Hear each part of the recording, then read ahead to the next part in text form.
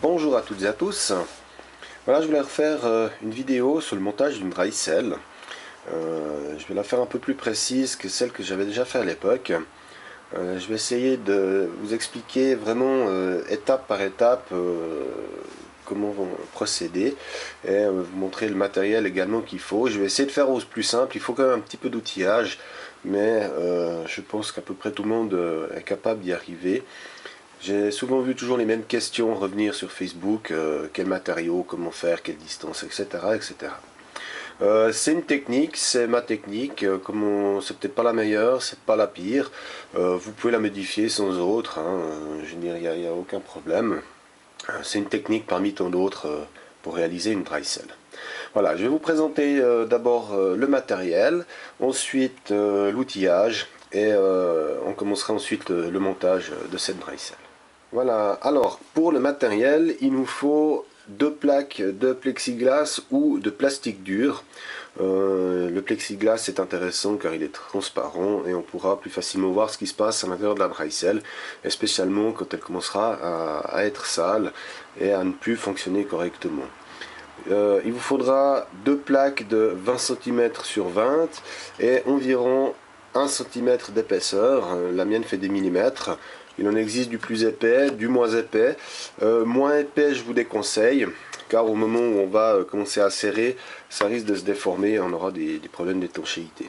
Donc plutôt du 10, 12 ou 15 mm que du 8 mm par exemple. Ensuite, pour les joints, j'ai opté pour ce genre de joints qui est des O-rings. On les trouve assez facilement sur le net.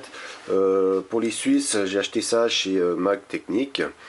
Ça vaut quelques centimes la pièce. Pour cela, ils font 133 mm par 1,78 mm de diamètre. Donc ils sont pas trop mal. J'avais déjà fait à l'époque une cellule avec. Ils vont vraiment bien et c'est vraiment pas cher. On peut après faire de la découpe dans des chambres à air, dans le PDM, etc.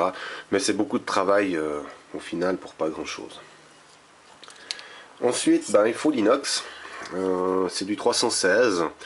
Je vous mettrai dans la description le détail des matériaux. Il existe plusieurs inox et pour le achat chaud, étant donné qu'on utilise de l'électrolyte et de l'électricité, il faut un inox qui est assez stable et c'est le 316L. Je vous mettrai dans la description le lien sur Wikipédia qui explique les normes aussi de ces matériaux pour plus facilement vous y retrouver.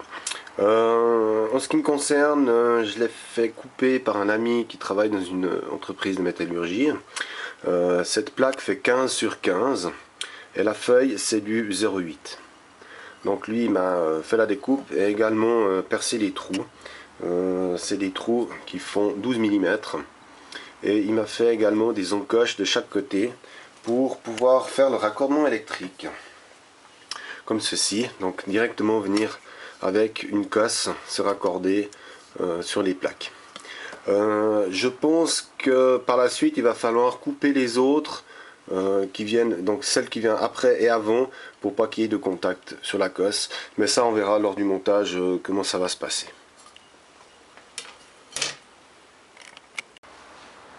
Il faudra également un raccord 1/4, normalement 8 mm, mais malheureusement mon fournisseur n'en avait plus, donc ça sera du 10 pour moi ici. Je mettrai un raccord 10 mm, 8 mm, mais normalement c'est 1/4, 8 mm. En plastique, c'est important, pas en métal, à cause de l'électrolyte, il va pourrir en moins de temps qu'il faut, donc vraiment du plastique. Ensuite il nous faut de la visserie. Donc des rondelles et des boulons comme ça, donc c'est du M6 par 100 mm.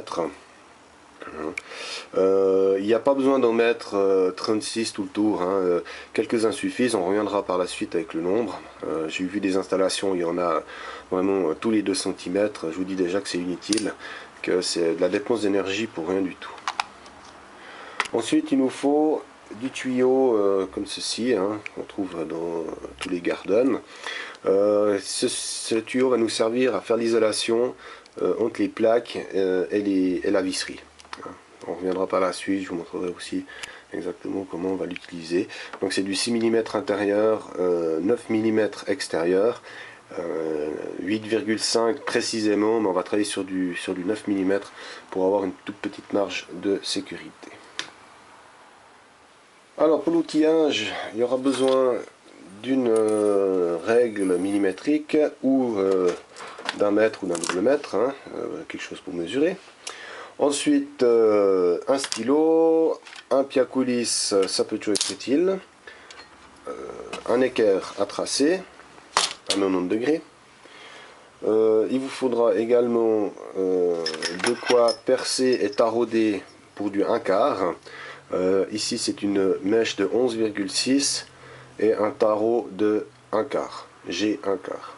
Ça c'est pour le raccord ici. Il vous faudra également un jeu de mèche pour percer. Donc celui-là il va jusqu'à 6,5 mm, mais on aura certainement besoin d'un petit peu plus gros. Je vous expliquerai après pourquoi. Et comme moi je ne vais pas utiliser de boulon pour fixer les deux plaques ensemble, je vais percer et tarauder directement dans le plexiglas. Voilà. Au niveau outillage, il vous faut encore une meule si vous faites les plaques vous-même. Autrement, une perceuse à colonne également pour pouvoir percer le tout. Voilà, on va démarrer le montage de cette cellule. Juste encore une petite parenthèse pour les plaques, hein. Donc comme je l'ai dit, c'est une feuille qui fait 0,8 mm d'épaisseur. Moi je l'ai fait couper par un professionnel qui a des cisailles pour l'inox. Je vous conseille de le faire, c'est plus propre, hein, c'est bavuré et tout. Et à défaut, vous pouvez le faire à la meule. Donc il faut un disque inox et attaquer la coupe de cette plaque qui fait 15 cm sur 15. Ensuite, les trous ici sont à 7,5 à l'axe par 1,8 à l'axe. La même chose en bas. Et le trou ici est de 11 mm. Vous pouvez faire un trou de 12 mm ou même de 10. N'allez pas en dessous, ni en dessus. Ça suffit amplement un trou comme ça. Il faut grosso modo que ça fasse le trou du 1/4 du raccord ici. Voilà. Donc pour les plaques, je vous conseille vraiment de les faire fabriquer. Ensuite ici il y a 7 mm pour le raccord de la cosse ici, hein. Si vous voulez faire le même principe, autrement vous pouvez le faire avec le système à vis, mais c'est un peu plus compliqué, c'est pas forcément ce qu'il y a de mieux. Donc c'est en coupant les ongles et en gardant les ongles sur celles qu'on veut polariser. Voilà. Donc pour les plaques, vraiment je vous conseille de les faire fabriquer. Certainement que ça ne doit pas coûter extrêmement cher de le faire. Ensuite, on va donc placer, dessiner sur notre plexiglas. Donc il y a une feuille de protection, on peut sans autre dessiner dessus. On va placer notre plaque au centre, bien axée, c'est-à-dire avec 2,5 cm de chaque côté, étant donné que la plaque fait 20 et l'inox en fait 15, on va laisser 2,5 cm de chaque côté. On dessine ça sur les deux plaques. D'un côté de la plaque, on va également dessiner l'axe pour le raccord à visser, en 1/4, et sur l'autre plaque uniquement l'emplacement pour les boulons. Et sur cette plaque là, ça sera taraudé pour pouvoir y visser les boulons à travers. Voilà. Voilà, donc là j'ai fait le traçage de base.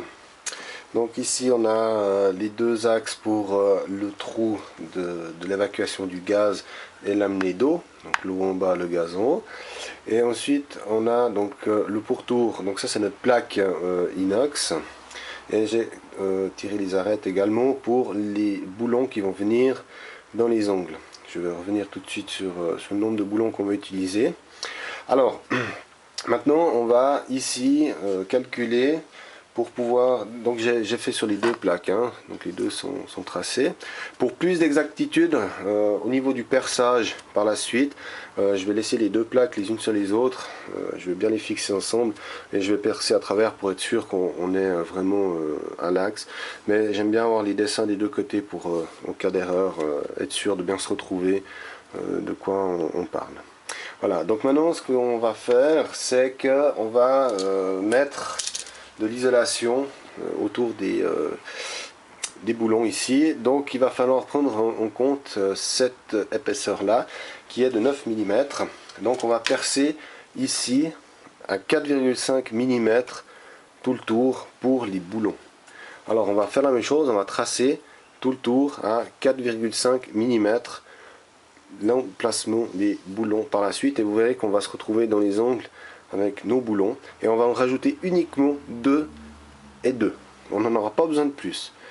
Plus ça sert absolument à rien, c'est du boulot pour rien, et c'est des réglages par la suite qui vont être très compliqués. Voilà, je vais faire ces petits traçages et on se retrouve après.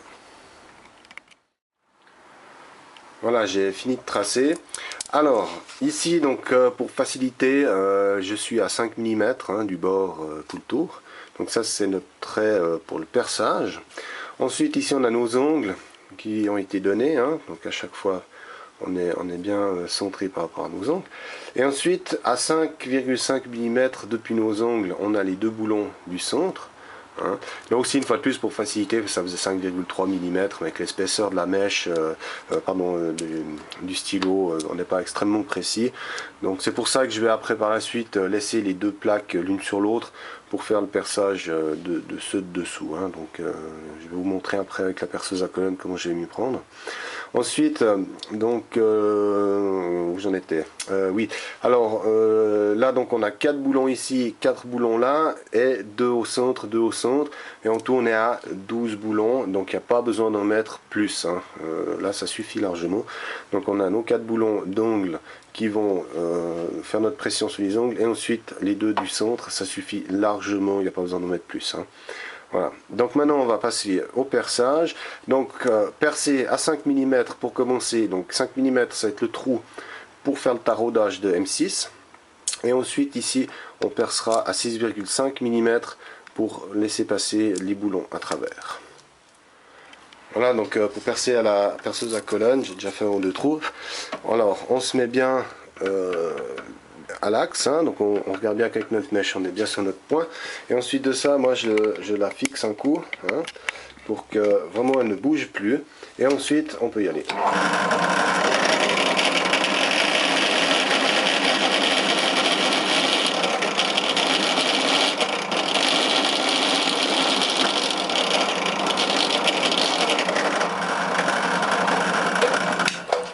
Voilà, et ainsi de suite pour les 12 autres trous.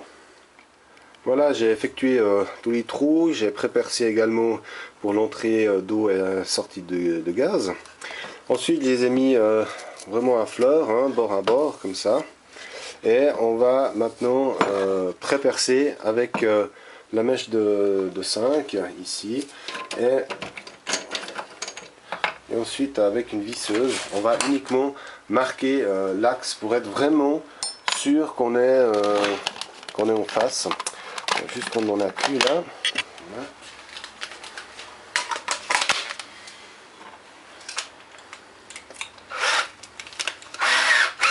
Voilà.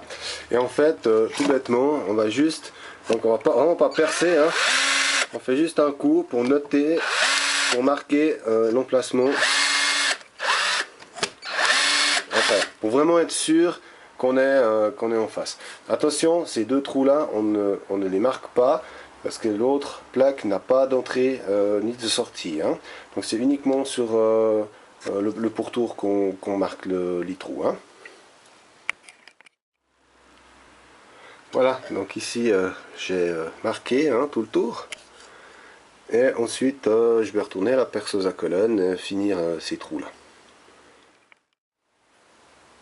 Voilà, donc sur la plaque du fond, j'ai fini de percer, hein, tout le tour. Petite chose encore importante que j'ai peut-être oublié de vous dire, juste noter l'emplacement, une fois que vous avez bien mis ensemble, de savoir laquelle, pour les reconnaître dans quel sens elles vont, pour être sûr que, comme les trous sont pas super précis, ça reste du travail fait à la main, donc c'est bien de toujours savoir dans quel sens on a positionné nos deux plaques. Je referai les trous par la suite. Pour l'instant, maintenant on va s'occuper de tarauder ici. Donc on va prendre un tarot de 6 par 1 mm, donc c'est ce qui correspond exactement à mes vis ici. Et on va ensuite tarauder tout le tour pour pouvoir ensuite, par la suite, les visser à travers, comme ça. Voilà. Voilà, alors pour tarauder, on a deux solutions. On a ce genre d'outil. C'est nul, vous voyez, c'est déjà pas droit. Le mondrin, enfin voilà, en général c'est vendu avec, ça vaut rien du tout. Et vous avez ce genre d'outil aussi. Et là on est un peu plus plat avec. Donc ça va pas trop mal. Et puis pour ceux qui ont une très bonne visseuse, vous pouvez le faire à la visseuse aussi, ça va pas trop mal. Faut vraiment faire attention, mais ça va bien. Et ensuite on attaque. On essaie d'être le plus plat possible. Donc il n'y a pas besoin de mettre de lubrifiant, c'est du plastique, on va doucement. Voilà, et une fois que ça a pris, on regarde qu'on est bien droit. Et on y va, on traverse avec le tarot. Si ça bloque un petit peu, on revient en arrière pour évacuer les copeaux. Voilà. Donc il n'y a absolument rien de compliqué, à part qu'il faut rester le plus droit possible. Donc vous accrochez, fixez votre plaque avec un serre-joint. Voilà, dès que vous sentez que ça vient tout seul, c'est que vous avez fait tous les pas. On peut revenir en arrière.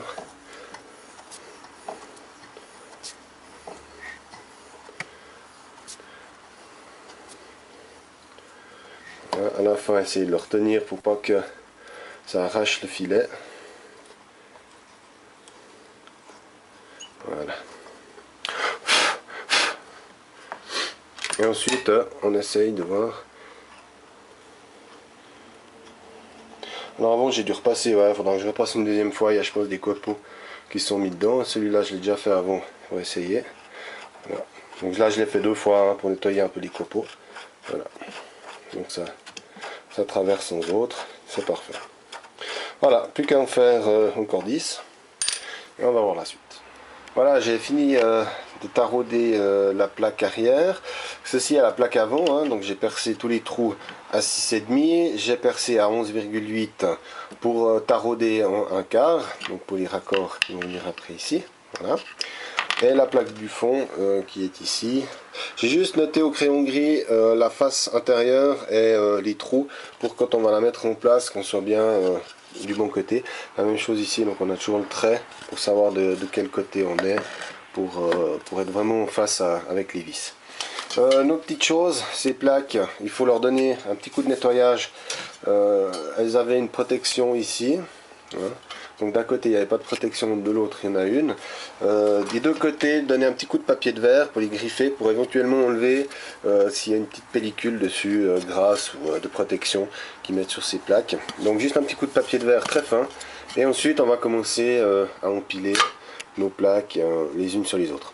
J'ai juste fait un petit test avec la cosse, donc l'épaisseur du joint des deux côtés, ça fait que la plaque ne touche absolument pas la cosse. Donc j'ai pas besoin de couper les tétets, je vais pouvoir me brancher dessus comme je veux. Voilà, donc maintenant je vais enlever les plastiques, passer un petit coup de papier de verre et commencer à empiler tout ça. Voilà, j'ai fini d'empiler mes plaques. Je les ai juste encore nettoyé un petit coup avec ce genre de produit qui est du vinaigre de nettoyage après avoir poncé. Donc j'ai pris du 150 la toile d'emery de 150 pour bien griffer. Là on voit c'est bien griffé. Donc je les ai empilés, chaque fois un joint, une plaque, un joint, une plaque, absolument rien de bien compliqué. Et ensuite on va couper nos petits bouts de tuyaux comme ça pour faire l'isolation, parce que vous voyez que ça appuie quand même ici. Donc ça maintient les plaques ensemble, et en plus de ça, ça fait l'isolation entre les vis et les plaques. Je viens de faire la mesure, hein, il faut 3 cm, on a 3,4 mm actuellement, et avec la compression et tout, 3 mm, 3 cm, pardon, ça devrait largement suffire. Donc je vais couper 12 morceaux, je vais mettre en place notre plaque, pardon, la plaque par-dessus, et commencer à les visser pour maintenir tout ça ensemble. Voilà, j'ai fini le montage de la cellule. Alors maintenant il reste, comme je vous ai dit, à faire le réglage des vis. Donc on va regarder l'écartement en fait entre chaque boulon ici, sur tout le tour.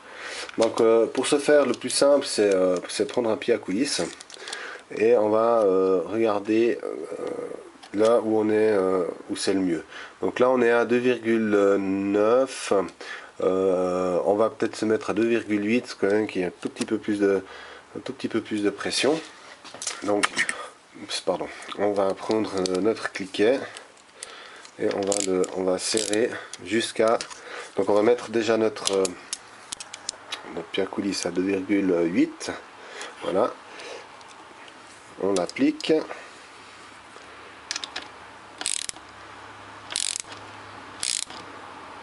Voilà, et une fois qu'on est partout à 2,8, on est bon. Et ainsi de suite, tout le tour. Voilà, par exemple, il n'y a pas du tout. Donc c'est ce que je disais avant, ça sert à rien de mettre trop de vis, parce qu'après, il faut régler chaque vis. Et plus il y en a, plus ça va être difficile d'avoir une pression égale partout. Donc c'est pour ça que ça sert absolument à rien d'en mettre. Et surtout, ça sert à rien non plus de mettre du N8 ou du N10 ou même plus gros. Il n'y a aucune pression dans la dry cell. Donc voilà, là j'arrive quasiment au bout, hein. On se met bien à 2,8 partout. Voilà, tac, on serre. Voilà.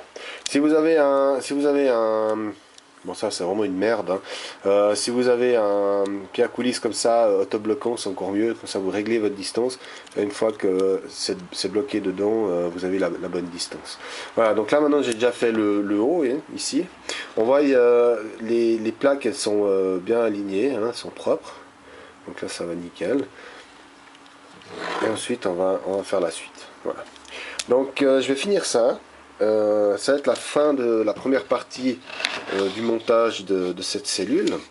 Dans la deuxième partie, on va faire les tests, donc mettre l'eau dedans, voir qu'il n'y ait pas de fuite, voir si l'écartement de 2,8 oui, 2,8 hein, ça suffit, ou s'il faudra la resserrer un petit peu plus, monter encore les deux raccords ici, et ensuite faire quelques mesures, déjà pour voir pourquoi on met des plaques neutres entre le plus et le moins, et voir quelle tension on a sur chaque plaque, la consommation, etc. Et par la suite, je ferai peut-être encore une ou deux autres vidéos concernant la régulation d'ampérage, le PVM, le mélange de l'électrolyte, etc. Donc tout ça, c'est vraiment une explication par mon expérience, hein. C'est pas forcément la meilleure, c'est pas forcément la pire. Après, vous pouvez la modifier, il n'y a pas de problème. Chacun peut faire comme il veut. C'est, disons, une explication de base sur l'utilisation et le montage de ces dry cells.